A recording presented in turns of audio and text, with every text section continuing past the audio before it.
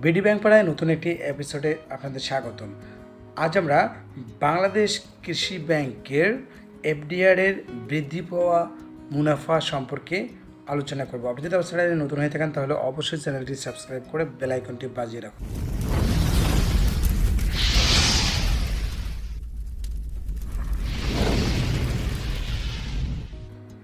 Fixed deposit বা FDR হচ্ছে যে কোনো পরিমাণ টাকা ব্যাংকে ফিক্সড বা স্থায়ীভাবে জমা রেখে মেয়াদপূর্তির পর মুনাফা সহ আসল টাকা ফেরত পাওয়া।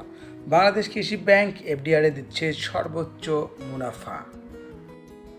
বাংলাদেশ কৃষি ব্যাংকের যে কোনো শাখায় এই এফডিআর অ্যাকাউন্টটি খোলা যায়।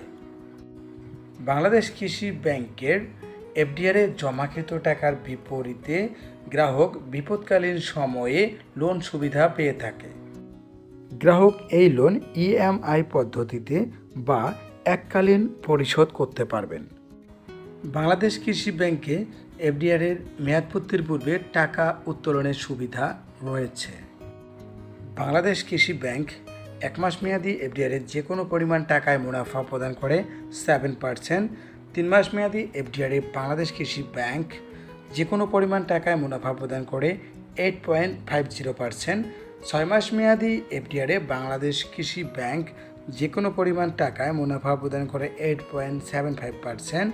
1 বছর বা তদূর্ধ্ব মেয়াদি এফডিআরে বাংলাদেশ কৃষি ব্যাংক যে কোনো পরিমাণ টাকায় মুনাফা প্রদান করে 9.25%।